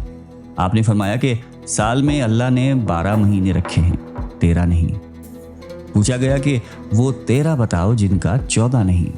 آپ رحمۃ اللہ علیہ نے فرمایا کہ حضرت یوسف علیہ السلام نے اپنے باپ سے کہا کہ میں نے 11 ستارے، 1 سورج اور 1 چاند دیکھا جو مجھے سجدہ کر رہے ہیں، یہ 13 ہیں، 14 نہیں۔ یہودی عالم نے پوچھا کہ اچھا یہ بتاؤ کہ وہ کیا چیز ہے جس کو خود اللہ تعالیٰ نے پیدا کیا اور اس کے بارے میں خود ہی سوال کیا۔ حضرت بایزید بستامی رحمۃ اللہ علیہ نے فرمایا کہ حضرت موسیٰ کا عصا جو اللہ کی پیداوار ہے لیکن خود ہی سوال کیا۔ یہودی عالم نے پوچھا کہ بتاؤ سب سے بہترین سواری کیا ہے؟ آپ نے فرمایا کہ ایک گھوڑا۔ پھر پوچھا گیا کہ سب سے بہترین دن؟ فرمایا جمعے کا دن۔ سب سے بہترین رات؟ فرمایا لیلۃ القدر۔ سب سے بہترین مہینہ؟ رمضان المبارک۔ پوچھا گیا کہ وہ کون سی چیز ہے جس کو پیدا کر کے اللہ تعالیٰ نے اس کی عظمت کا اقرار کیا؟ آپ نے فرمایا کہ اللہ نے عورت کو مکار بنایا اور اس کے مکار ہونے کا اقرار کیا۔ یہودی عالم نے پوچھا کہ وہ کون سی چیز ہے جو بے جان ہے مگر سانس لیتی ہے؟ والصبح اذا تنفس، میرا رب کہتا ہے کہ مجھے صبح کی قسم جب وہ سانس لیتی ہے۔ پھر پوچھا گیا کہ بتاؤ وہ کون سی 14 چیزیں ہیں جنہیں اللہ پاک نے اطاعت کا حکم دیا، ان سے بات کی۔ آپ نے فرمایا کہ 7 زمین، 7 آسمان۔ اللہ نے 7 زمینیں اور 7 آسمان بنائے اور 14 کو خطاب فرمایا کہ میرے سامنے جھک جاؤ، اور ان 14 کے 14 نے کہا کہ اللہ ہم آپ کے سامنے جھک رہے ہیں۔ پھر پوچھا گیا کہ وہ کیا ہے جسے اللہ نے خود پیدا کیا اور پھر اللہ نے اسے خرید لیا؟ آپ نے فرمایا کہ اللہ تعالیٰ نے مسلمانوں کو پیدا کیا اور ان کو خرید لیا جنت کے بدلے۔ یہودی عالم نے پھر پوچھا کہ بتاؤ وہ کیا ہے جس نے بے جان ہو کر بیت اللہ کا طواف کیا؟ آپ نے فرمایا کہ حضرت نوح علیہ السلام کی کشتی پانی پر چلی اور جب چلتے چلتے بیت اللہ پر آئی تو بیت اللہ کے 7 چکر لگائے۔ پھر پوچھا گیا کہ بتاؤ وہ کون سی خبر ہے جو اپنے مردے کو لے کر چلی؟ آپ نے فرمایا کہ حضرت یونس علیہ السلام کی مچھلی جو اپنے اندر حضرت یونس علیہ السلام کو بٹھا کر 40 دن تک پھرتی رہی، وہ قبر کی طرح تھی، قبر کی طرح چل رہی تھی، لیکن اللہ کی قدرت حضرت یونس علیہ السلام کو پیٹ میں نہ مرنے دیا، نہ بھوکا پیاسا رکھا، نہ بیمار کیا، نہ پریشان کیا۔ حضرت یونس علیہ السلام مچھلی کے پیٹ میں اللہ کی امانت تھے۔ یہودی عالم نے پھر پوچھا کہ وہ کون سی قوم ہے جس نے جھوٹ بولا پھر بھی جنت میں جائے گی؟ آپ نے فرمایا کہ حضرت یوسف علیہ السلام کے بھائی۔ حضرت یوسف علیہ السلام کے بھائی بکری کا خون کرتے کے اوپر مل کر شام کو گھر آئے اور کہا کہ یوسف کو بھیڑیا اٹھا کر لے گیا، یعنی جھوٹ بولا۔ لیکن حضرت یعقوب علیہ السلام کی استغفار پر اور ان کی توبہ کرنے پر اللہ تعالیٰ انہیں جنت میں داخل کریں گے۔ عالم نے پوچھا کہ بتاؤ وہ کون سی قوم ہے جو سچ بولے گی پھر بھی جہنم میں جائے گی؟ آپ نے فرمایا کہ یہودی اور عیسائی ایک بول میں سچے ہیں۔ یہودی کہتے ہیں کہ عیسائی باطل پر ہیں اور عیسائی کہتے ہیں کہ یہودی باطل پر ہیں۔ ان میں سے دونوں سچے ہیں لیکن دونوں جہنم میں جائیں گے۔ اس پر یہودی عالم نے کہا کہ سوالات تو اور بہت ہیں مگر وقت بہت ہو گیا ہے، اب یہیں چھوڑ دیتا ہوں۔ اس پر حضرت بایزید بستامی رحمۃ اللہ علیہ نے کہا کہ حسب وعدہ میرے ایک سوال کا جواب بھی دے دے۔ آپ نے سوال کیا کہ بتاؤ جنت کی چابی کیا ہے؟ یہودی عالم خاموش ہو گیا تو لوگوں نے کہا کہ بولتے کیوں نہیں؟ تم نے سوالوں کی بوچھار کر دی اور وہ ہر ایک کا جواب دیتا رہا اور آپ ایک ہی سوال کا جواب نہیں دے رہے۔ کہنے لگا کہ جناب مجھے سارا پتہ ہے، جواب مجھے آتا ہے، مگر تم مانو گے نہیں۔ حضرت بایزید رحمۃ اللہ علیہ نے فرمایا کہ پتہ ہے تو مانتے کیوں نہیں؟ مجمع سے آواز آئی کہ اگر تو کہے گا تو مانیں گے۔ کہنے لگا تو پھر سنو، جنت کی چابی تو محمد صلی اللہ علیہ وآلہ وسلم ہے۔ حضور اکرم علیہ السلام نے ارشاد فرمایا کہ جنت کی چابی اور جنت کا جھنڈا میرے ہاتھ میں ہے۔ ساری دنیا کے انسان میرے جھنڈے کے نیچے جنت میں جائیں گے، کوئی میرے جھنڈے سے نکل نہیں سکتا۔ جنت کا دروازہ اور چابی آپ کے ہاتھ میں ہے اور آپ کے بغیر کوئی جنت میں نہیں جا سکتا۔ آپ کی وفات 15 شعبان بروز جمعۃ المبارک 133 برس کی عمر میں بسطام شہر میں ہوئی۔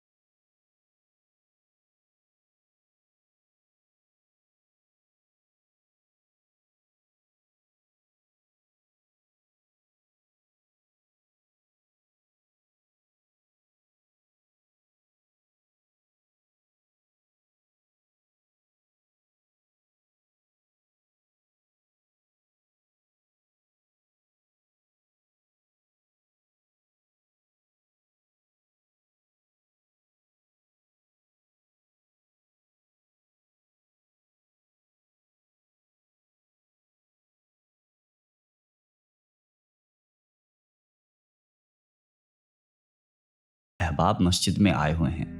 وہ کچھ دیر انتظار میں باہر ٹھہرا رہا۔ کافی انتظار کے بعد جب صبح ہونے کا وقت قریب پہنچا تو اس نے مسجد کے دروازے کو ہاتھ سے دھکیلا۔ دروازہ کھل گیا، حالانکہ پہلے بند تھا۔ اندر خواجہ حسن بصری رحمۃ اللہ علیہ کے علاوہ اور کوئی بھی نہیں تھا۔ اس شخص نے نماز پڑھی اور بعد میں خواجہ صاحب سے پوچھا کہ حضور، میں نے تو مسجد کا دروازہ باہر سے بند پایا تھا اور آپ کی دعا اور ایک با جماعت آمین کی صدا سنی تھی، مگر جب کچھ دیر کے بعد دروازہ کھولا تو اندر آپ کے علاوہ کسی کو بھی نہیں دیکھا۔ یہ کیا ماجرا ہے حضرت؟ کچھ تو بتائیے۔ حضرت خواجہ حسن بصری نے اس شخص کو تنبیہ کی کہ خاموش رہو اور یہ بات کسی کو مت بتانا۔ یہاں ہر روز فجر کی نماز سے پہلے جن اور پریوں کی ایک جماعت میرے پاس درس لینے اور واعظ سننے آتی ہے اور آخر میں باقاعدہ دعا ہوتی ہے۔ آج بھی وہ مخلوق آئی ہوئی تھی اور انہوں نے ہی دروازہ بند کر رکھا تھا، اور جب وہ باہر نکلے تو تمہیں خبر تک نہیں ہوئی۔ امام ابو عمر رحمۃ اللہ علیہ قرآن مجید پڑھایا کرتے تھے۔ ایک مرتبہ ان کے پاس کوئی شخص قرآن مجید پڑھنے کے لیے آیا۔ آپ نے اس کو پڑھانے میں خیانت کا ارتکاب کیا۔ اس جرم میں اللہ تعالیٰ نے انہیں سارا قرآن کریم بھلا دیا۔ وہ روتے ہوئے خواجہ حسن بصری کے پاس گئے اور سارا معاملہ بیان کیا۔ خواجہ حسن نے فرمایا کہ اے شخص، تو حج کو روانہ ہو جا، کیونکہ آج کل حج کے ایام ہیں، اور جب تو حج سے فارغ ہو جائے تو مسجد میں ایک بزرگ محراب میں بیٹھے ہوئے ملیں گے۔ وہ درود و وظائف میں مشغول ہوں گے۔ وہ جب تک اپنے معمولات سے فارغ نہ ہو جائیں تو ان سے بات نہ کرنا۔ جب وہ فارغ ہو جائیں تو تم اپنی حاجت بیان کرنا۔ ان کی دعا سے تمہیں پھر سے سارا قرآن حکیم یاد ہو جائے گا۔ ابو عمر نے خواجہ حسن کے حکم کی تکمیل کی، حج ادا کیا، پھر مسجد پہنچے اور مسجد کے محراب میں ایک بارو بزرگ کو دیکھا۔ بہت سارے لوگ اس کے گرد بیٹھے تھے۔ تھوڑی دیر بعد سفید پاکیزہ لباس والا ایک شخص وہاں آیا۔ سب لوگ اس کے گرد بیٹھ گئے۔ کچھ دیر باتیں ہوئیں، اتنے میں نماز کا وقت ہو گیا۔ سفید لباس والا شخص وہاں سے چلا گیا، دوسرے لوگ بھی چلے گئے۔ جب وہ بزرگ تنہا رہ گئے تو ابو عمر ان کے پاس پہنچے اور سلام دعا کے بعد ان کو اپنا سارا مسئلہ بیان کیا، پھر دعا کی درخواست کی۔ ان بزرگ نے آسمان کی طرف دیکھا اور دعا فرمائی۔ ابھی انہوں نے دعا ختم بھی نہیں کی تھی کہ ابو عمر کو دوبارہ سارا قرآن مجید زبانی یاد ہو گیا۔ ابو عمر اتنے خوش ہوئے کہ ان بزرگ کے قدموں میں گر گئے۔ انہوں نے ابو عمر کو اپنے قدموں سے اٹھایا اور پوچھا کہ تمہیں میرے پاس کس نے بھیجا ہے؟ جواب دیا کہ خواجہ حسن بصری نے بھیجا ہے۔ یہ کہہ کر انہوں نے ابو عمر سے کہا کہ ابھی تم نے سفید پوشاک والا شخص دیکھا تھا؟ عرض کی کہ ہاں جی دیکھا تھا۔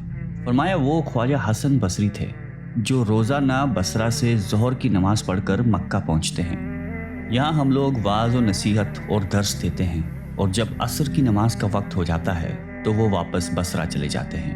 پھر فرمایا کہ حضرت خواجہ حسن بصری جن لوگوں کے امام ہوں ان کو ہم سے دعا کرانے کی کیا ضرورت ہے، کیونکہ جن سے ہم خود سیکھتے ہیں وہ جن کے پاس ہوں ان کا ٹھکانہ بہت ہی بلند اور اعلیٰ ہوتا ہے۔ ایک دفعہ کا واقعہ ہے کہ ایک چھوٹا سا قافلہ حضرت خواجہ حسن بصری کے ساتھ بیت اللہ کی طرف حج کو گیا۔ راستے میں سارے قافلے کو بہت پیاس لگ گئی۔ راہ میں ایک ایسا کنواں نظر آیا جس کا پانی بہت نیچے تھا اور اس تک پہنچنا اور پانی حاصل کرنا بہت مشکل تھا۔ نہ رسی نہ بالٹی دستیاب تھی۔ لوگ بہت پریشان ہو گئے کہ اب پانی کیسے حاصل کریں۔ خواجہ حسن بصری نے لوگوں سے فرمایا کہ میں نماز ادا کرتا ہوں، تم لوگ پانی پیو۔ آپ نماز پڑھنے میں مصروف ہو گئے۔ ایک دم پانی کنویں کے اوپر تک پہنچ گیا اور سب نے خوب سیر ہو کر پیا۔ اس قافلے کے کچھ لوگوں کے دل میں یہ خیال پیدا ہوا کہ کیوں نہ پانی کسی چیز میں ڈال دیا جائے تاکہ آگے راستے میں پانی کی کمی محسوس نہ ہو۔ ابھی وہ لوگ پانی ساتھ لے جانے کا انتظام کر ہی رہے تھے کہ پانی فوراً نیچے ہو گیا۔ جب حضرت خواجہ حسن بصری نماز سے فارغ ہوئے تو لوگوں سے کہا کہ تم نے خدا پر بھروسہ نہیں کیا اور قناعت سے بھی دامن خالی کر دیا، اسی وجہ سے پانی کنویں سے اتر گیا۔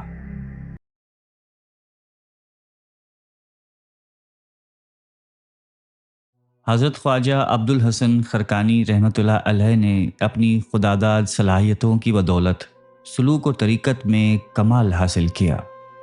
نیک لوگوں کی صحبت ہمیشہ باوضو عبادت اور ریاضت میں وقت گزارا کرتے تھے۔ آپ کی ولادت باسعادت 352 ہجری میں ایران کے علاقے بستام کے ایک دیہات خرقان میں ہوئی۔ آپ وہ ولی کامل ہیں جن کی ابھی پیدائش بھی نہیں ہوئی تھی کہ اس وقت کے بڑے بڑے اولیاء کرام پیشک گوئیاں کیا کرتے تھے۔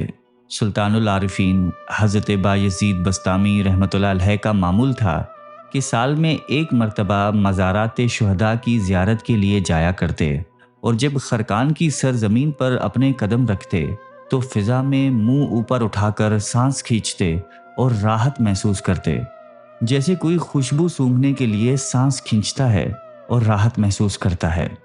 ایک مرتبہ ایک مرید نے پوچھا کہ آپ کو کون سی چیز کی خوشبو آ رہی ہے؟ ہمیں تو کسی چیز کی خوشبو نہیں آ رہی۔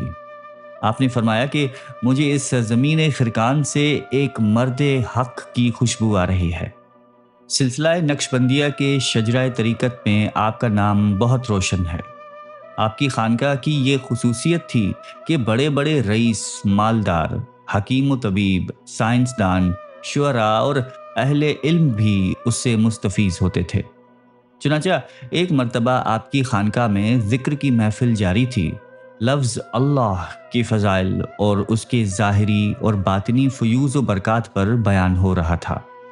اسی محفل میں حکیم بو علی سینا، جو علم طب اور حکمت میں اپنا ثانی نہیں رکھتے تھے، موجود تھے۔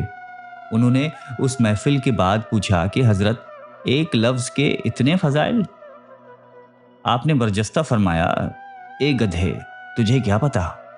بو علی سینا شرم سے پانی پانی ہو گئے۔ تو آپ نے فرمایا کہ میں نے تمہیں یہ مسئلہ سمجھانا تھا، ورنہ مجھے کسی کو گدھا کہنے کا کوئی شوق نہیں ہے۔ اب دیکھ، تجھے گدھا کہنے کا اتنا اثر ہے کہ تجھے پسینے چھوٹ پڑے، تو بتا اللہ کے نام کی لذت اور اس کی تاثیر کتنی ہوگی۔ وقت کے بادشاہ بھی آپ کی خانقاہ کے حاضرین میں سے تھے۔ آپ ایک خوددار شخصیت کے حامل تھے، کسی کو خاطر میں نہیں لاتے تھے۔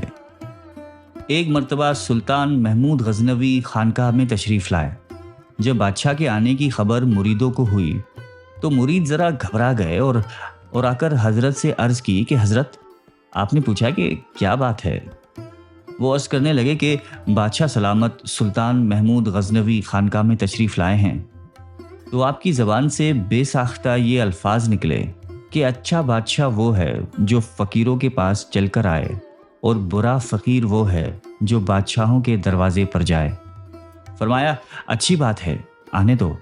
سلطان آ کر ملاقات کی، ہدیہ دیا تو آپ نے قبول نہیں فرمایا۔ سلطان نے دوبارہ عرض کی، حضرت نے دوبارہ انکار کر دیا۔ جب اس نے اصرار کیا تو آپ نے ایک مرید سے کہا کہ خشک روٹی لاؤ۔ وہ لایا۔ آپ نے بادشاہ سے فرمایا کہ اسے کھاؤ۔ جب اس نے ایک لقمہ توڑا اور منہ کے اندر ڈالا تو منہ میں تو چلا گیا، لیکن حلق سے نہیں اتر رہا تھا، گلے میں پھنس گیا۔ آپ نے پوچھا کہ کیا بات ہے؟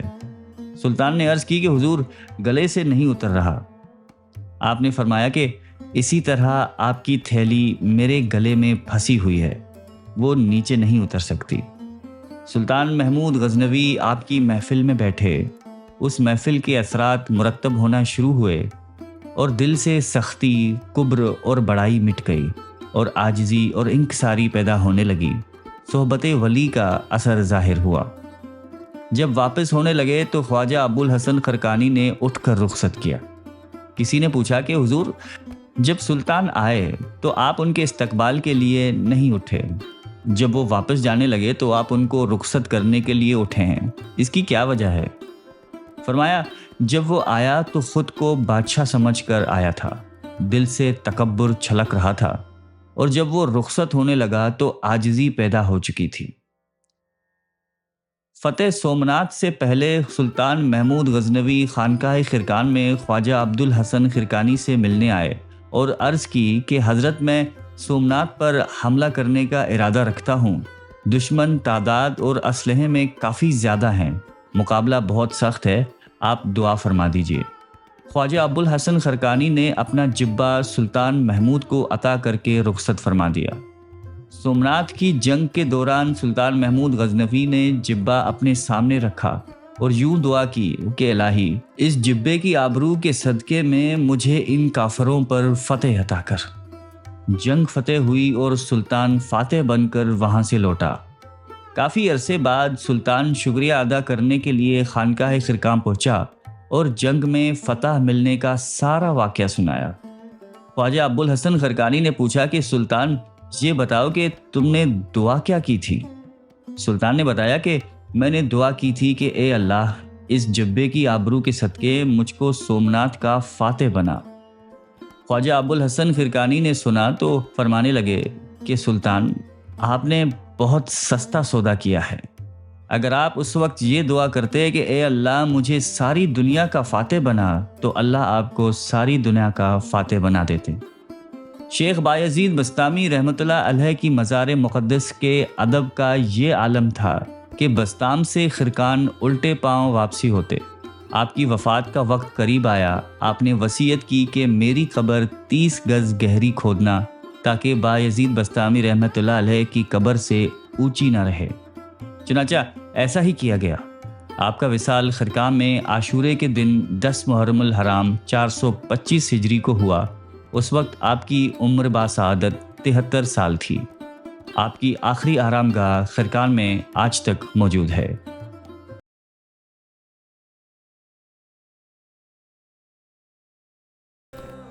ناظرین محترم، کیا آپ جانتے ہیں کہ 18ویں صدی کے دلی میں ایک ایسا روحانی ستارہ نمودار ہوا تھا جس کی چمک سے آج تک دلوں اور ذہنوں میں اجالا ہے۔ آج آپ کی ملاقات کروائیں گے حضرت مرزا مظہر جانے جانا رحمۃ اللہ علیہ کی زندگی کے ان ایمان افروز واقعات سے جنہوں نے اہل نظر کو حیران کر دیا۔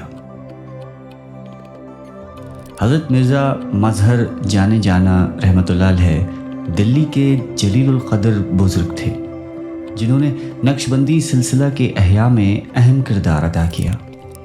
آپ کا اصل نام شمس الدین حبیب اللہ تھا، مگر آپ مظہر جانے جانا یعنی روح کائنات کا مظہر کے لقب سے معروف ہوئے۔ ایک مرتبہ دلی میں سخت قحط نے عوام کو بے حال کر رکھا تھا۔ مخلوق خدا پریشانی کے عالم میں آپ کے در پر روز جمع ہوتی۔ حضرت مرزا مظہر رحمۃ اللہ علیہ اس شدید آزمائش میں اللہ تعالیٰ کے حضور گر گڑا کر دعا فرماتے اور جو کچھ بھی گھر میں ہوتا وہ سخاوت سے تقسیم کر دیتے۔ ایک روز آپ کے قریبی مرید نے ادب سے عرض کیا کہ حضرت، گھر میں تو اب کچھ باقی نہیں رہا، ہر چیز آپ خلق خدا میں بانٹ دیتے ہیں، ہمارا اپنا گزر بسر کیسے ہوگا؟